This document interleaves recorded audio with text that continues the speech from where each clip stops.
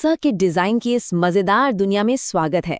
अगर इलेक्ट्रॉनिक्स के शौक की शुरुआत करनी है तो कंपोनेंट्स को पहचानना और उनके नक्शों को पढ़ना सबसे पहला कदम होता है। आज हम यही सीखेंगे कि सर्किट के इस इलेक्ट्रिकल मैप को आखिर डिकोड कैसे किया जाए। आज का ये सफर काफी दिलचस्प होने वाला है। शुरुआत करेंगे इलेक्ट्रिकल मैप पढ़ने से, फिर कुछ आम सिंबल्स और उनके असली उदाहरण देखेंगे। उसके बाद सुरक्षित वायर कनेक्शन बनाने के तरीके, नए और पुराने ड्राइंग स्टैंडर्ड्स का अंतर और आखिर में कुछ थोड़े मुश्किल इलेक्ट्रॉनिक सिंबल्स को डिकोड करना सीखेंगे।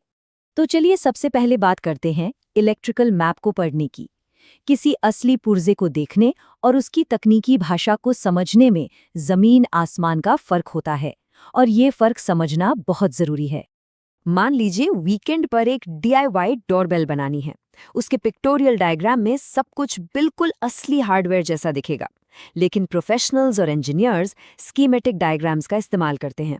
ये 2D टेक्निकल सिंबल से बने होते हैं जो दुनिया भर में इंजीनियर्स के लिए एक यूनिवर्सल नक्शा या टोपोग्राफिकल मैप का काम करते हैं।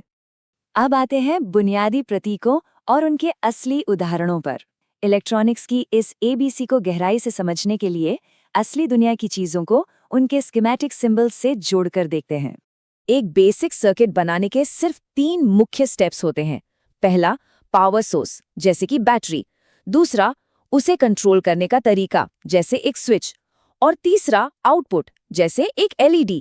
किसी भी इलेक्ट्रॉनिक वर्कबेंच पर शुरुआत हमेशा यहीं से होती है। बैटरी का सिंबल बड़ा दिलचस्प है। ये साफ तौर पर दिखाता है कि कैसे एक सेल का पॉजिटिव टर्मिनल अगले सेल के नेगेटिव टर्मिनल से जुड़ता है, बिल्कुल एक सीरीज में। यहीं से तो सर्किट को जरूरी इलेक्ट्रिकल एनर्जी मिलती है। स्विच तो एक अल्टीमेट गेट कीपर की तरह काम करता है। सिंबल में एक लाइन के बीच का गैप यही दर्शाता है। जब स्विच बंद करते हैं तो गैप भर जाता है और करंट बहने लगता है, पर जब स्विच खुला होता है तो रास्ता कट जाता है और करंट का बहाव पूरी तरह से रुक जाता है। यही चीज एक क्लोज्ड सर्किट और ओपन सर्किट का सबसे बड़ा अंतर तय करती है। क्लोज्ड सर्किट जहां रास्ता पूरा होता है और करंट पावर सोर्स से लोड तक बिना रोके बहता है। असल जादू वहीं होता है। दूसरी तरफ ओपन सर्किट में रास्ता अधूरा होता है, इसलिए करंट आगे नहीं बढ़ पाता। और ये रहा हमारा आउटपुट, LED यानी लाइट एमिटिंग डायोड। इसके सिंबल में डायोड के साथ बाहर की तरफ इशारा करते हुए तीर होते हैं। ये इलेक्ट्रिकल एनर्जी को रोशनी में बदलता है और करंट को सिर्फ एक ही दिशा में बहने देता है। जब सर्किट पूरा होता है तो यही LED रोशन होकर पूरे सेटअप में जान डाल देती है। बढ़ते हैं तीसरे हिस्से की तरफ, सुरक्षित वायर कनेक्शन बनाना। सर्किट डिजाइन में सुरक्षा नियमों का पालन करना और सटीक ड्राइंग बनाना बहुत जरूरी है। चलिए इसके नियम समझते हैं। वायर्स को ड्रॉ करते वक्त 2 बातों का ख्याल रखना होता है। पहला, वायर जंक्शन, जहां तारें सच में इलेक्ट्रिकली जुड़ती हैं, इसे एक बड़े डॉट या बिंदु से दिखाया जाता है। और दूसरा, वायर क्रॉसओवर, जहां तारें सिर्फ एक दूसरे के रास्ते से गुजरती हैं बिना जुड़े। इसे या तो एक सेमी सर्कल जंप से दिखाते हैं या फिर वहां कोई डॉट नहीं होता। इन दोनों का फर्क समझना एक बेहद बुनियादी और अहम स्किल है। यहाँ एक बहुत ही काम की कैट टिप है। चारों तरफ से आने वाले वायर्स को हमेशा T जंक्शनों में बांट देना चाहिए और एक बड़ा डॉट लगाना चाहिए। एक सीधा क्रॉस बनाने की सामान्य गलती से बचना चाहिए, क्योंकि वो देखने में एक खतरनाक एरर जैसा लग सकता है। अगर किसी वायर क्रॉस को गलती से जंक्शन समझ लिया जाए तो क्या होगा? Short circuit. ऐसी स्थिति में सर्किट का इंटरनल रेजिस्टेंस लगभग खत्म हो जाता है और करंट खतरनाक हद तक बढ़ जाता है। तारें बहुत ज्यादा गर्म हो सकती हैं और वर्कबेंच पर आग लगने का गंभीर खतरा भी पैदा हो सकता है। चलिए अब चौथे विषय पर चलते हैं, आधुनिक मानक और पुराने नियम। दुनिया भर में अलग अलग स्टैंडर्ड्स इस्तेमाल होते आए हैं, जिन्हें डिकोड करना भी उतना ही जरूरी है। आजकल का मॉडर्न इंटरनेशनल स्टैंडर्ड है IEC 60617, लेकिन ये अक्सर पुराने अमेरिकन स्टैंडर्ड IEEE 315 से टकराता है, जो अब निष्क्रिय हो चुका है। रेजिस्टर का सिंबल इसका सबसे बढ़िया उदाहरण है।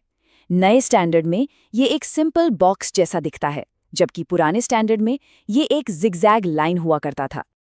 आखिरी और 5वें हिस्से में बात करेंगे कुछ जटिल इलेक्ट्रॉनिक सिंबल्स को समझने की। एक एक्सपर्ट बिल्डर को इलेक्ट्रिकल मैप पर इन पेचीदा निशानों को पहचानना आना ही चाहिए। मिसाल के तौर पर पोलराइज्ड कैपेसिटर को ही ले लीजिए। इसे हमेशा सही दिशा में जोड़ना पड़ता है। इसके सिंबल में जो घुमावदार यानी कर्व्ड लाइन होती है वो नेगेटिव साइड को दर्शाती है और सीधी लाइन पॉजिटिव साइड को। इस छोटी सी घुमावदार लाइन को सही से पढ़ लेने से सर्किट को फेल होने से बचाया जा सकता है। कुछ और ट्रिकी सिंबल्स होते हैं जटिल कनेक्टर्स के, जैसे फोन कनेक्टर्स जिनमें TS और स्विचेस के साथ TRS होते हैं, या फिर 5x2 श्राउडेड हेडर्स और D सब मिनिएचर पोर्ट्स। इनमें बहुत सारे पिन्स और खास होस्ट साइड नाम होते हैं। इन्हें डिकोड करने के लिए थोड़ी ज्यादा सावधानी की जरूरत होती है। वैसे अगर कैपेसिटर सिंबल्स के विकास पर नजर डालें तो बात काफी साफ हो जाती है। शुरुआती दौर में ये बड़े ही जटिल ब्लॉक शेप्स के होते थे जो अब पूरी तरह अप्रचलित हैं। फिर पुराने IEEE स्टैंडर्ड में इसने एक सीधी और एक कर्व्ड लाइन का रूप लिया, और अब मॉडर्न IEC स्टैंडर्ड में ये दो बेहद सरल पैरेलल लाइंस बन चुका है। इंजीनियरिंग धीरे धीरे कितनी आसान होती जा रही है।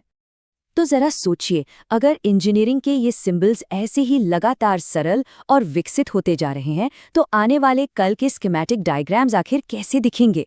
जैसे जैसे तकनीक माइक्रोस्कोपिक स्तर तक आगे बढ़ रही है, सर्किट मैप्स की ये भाषा भविष्य के नवाचारों के लिए खुद को कैसे बदलेगी? ये वाकई सोचने वाली बात है ना?